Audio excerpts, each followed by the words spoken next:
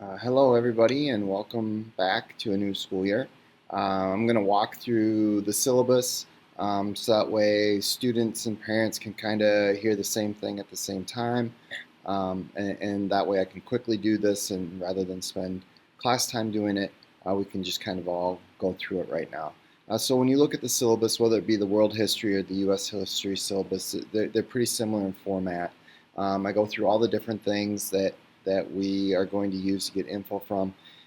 Anything and everything we do in class is fair game to show up on tests and quizzes. So that's why it's so important to be here, because you never know when we're doing something in class, and because you're not here, you're not able to get it. I know there's extenuating circumstances, being ill, and all those other kinds of things. I know life happens, but that's also why I video record lectures, so that way you have access to those. So I talk a little bit about myself and my background. I also go through some things in terms of the way class works. I use Schoology to distribute information assignments, and they do have video lectures on there. And it is really the student's responsibility to check that regularly, almost on a daily basis. It's right there, and if you don't check it and you don't know an assignment was due, I really don't know what to tell you, because you can get reminders, and they have pop-up notes and all those types of things. So parents, if you want a Schoology code so you can see that type of stuff that's on Schoology, just shoot me an email, and I can send you your own personal Schoology code. So there's a few other things that I go through in terms of education and what it takes to really learn and get deeper understanding. A little bit later, I'm going to go through 6 effective strategies that you can look at and you can use and implement. And these are things, and you're going to probably hear me say the word research a number of times, but there's research shows these things time and time again work. So they're not anything that are crazy or new or fancy. These are things that people have been using for nearly 1,000 years to learn and remember information. It works. And when you look at note-taking, note-taking is extremely important if you want to remember information. And if you really want to learn it and understand it, you need to take notes. So I'll go through a few more things with that. Also, in terms of each class, I'll kind of go through the different chapters. One of the things to kind of keep in mind is we're not going to go through all of these. I'm not someone who thinks we need to race through the textbook in order to finish it all. I try and condense some chapters together where I think it makes more sense to do that.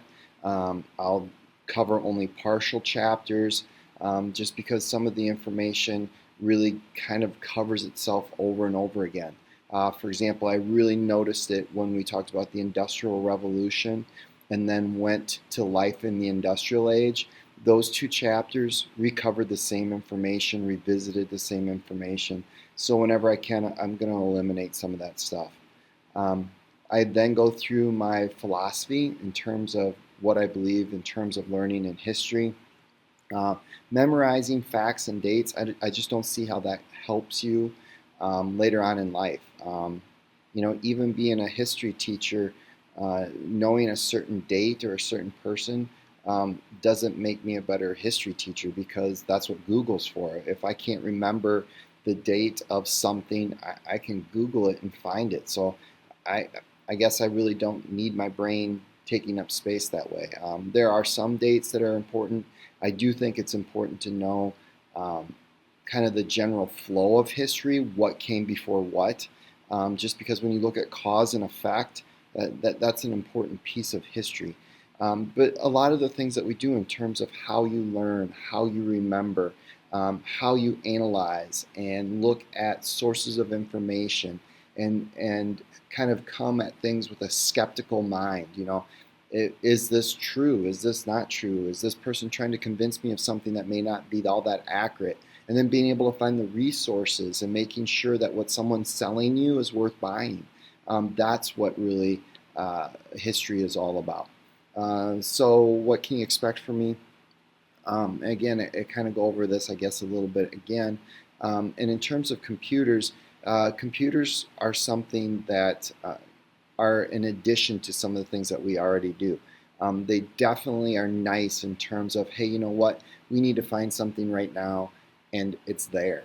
The fact that we can, in seconds, find a primary source document from the 1700s, it's amazing. It's a great tool.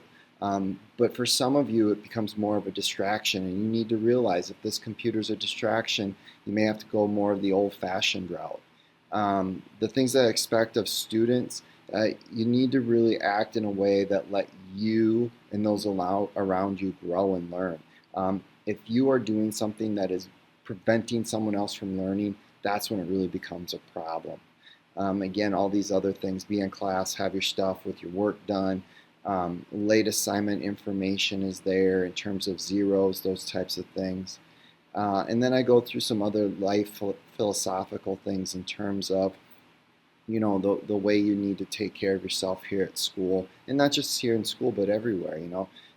Basically being respectful, and is it kind, is it true, is it necessary?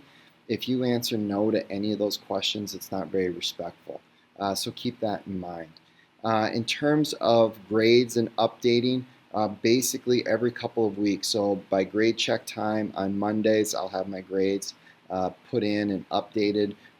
Typically what I'll do is I'll wait till the end of each chapter, and then I'll put all the grades in and update it.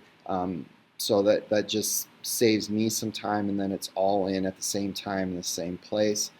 So make sure you kind of look that over. Another thing too, in terms of tests, one of the things that I do for multiple choice and matching is I give half credit back if students go back and answer a question that they missed, a multiple choice or matching question. And what this needs to do is it needs to answer the question as if it were a short answer, open book test where you need to put supporting details in there in your own words. So this isn't, my answer should have been the letter A. That isn't what I'm looking for, and that isn't going to work, and it's not going to cut it. It is saying that this is the correct answer. These are the reasons this is the right answer. It does a couple of things. One is it forces you to kind of go back and see, what did I miss and why did I miss it? Was it just something that was a silly mistake and I misread the question? That tells you you need to slow up a little bit. Or is it something that you totally missed the boat on and now you know what the answer is? So that's going to help you later on when it comes to the semester tests. So when we look at the meanings of grades, I try and translate these into real life examples in terms of what I think it means. So those are there. Here are some other things in general in terms of, again, my philosophy in terms of school and life, I guess. And then I go through what teaching is, what teaching isn't, what learning is, what learning isn't, collaboration, cooperation, just so we kind of are all on the same page. So you can look through that and you can see.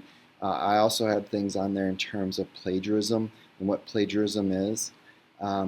Grades, percentages. In general, we don't have a whole lot of projects and papers. So most of this is what we do daily in class. By the vast majority of your grade is tests and quizzes. So these class cutoffs are slightly different than maybe what you're used to. So they're here, so look them over. First quarter, second quarter. At the end of the semester, what I'll do is I'll look at how many chapters or how much material is covered in each quarter, and then I'll weight those accordingly. So that way it ends up really reflecting what a student has done and put into it. Here are some other just general classroom procedures in terms of how you're supposed to behave, code of civility, respect, kindness, and those types of things. And I'll show you this Learning Scientist resource. I've recently found it. It's got lots of great stuff on there. And so there's also a page to sign and return back to me. So as promised, here is the Learning Scientist page, and like I said, I've recently kind of discovered this. It's got all kinds of good stuff. Here are the 6 effective strategies for learning that I'll go through here in a little bit, but also for the navigation bar, if you go up there, there's blogs for parents, students, teachers, researchers, but there's all kinds of stuff on here in terms of how learning works, the things that you can do to become better at learning. So for example, if you look at for students and you go in there and kind of search through some of these blog posts, they'll give you tips on how to use textbooks. how to use notes, all kinds of different blogs and information. The myth of multitasking, right brain, or right brain, left brain myth. Again, there's all kinds of things in here for you guys to explore and look at, whether you're struggling or not struggling. There's lots of good information in here that will help you understand how learning and how your brain works. The last thing I wanted to point out was my website. It's linked on the school webpage. It goes through lots of different things in terms of the courses that I teach.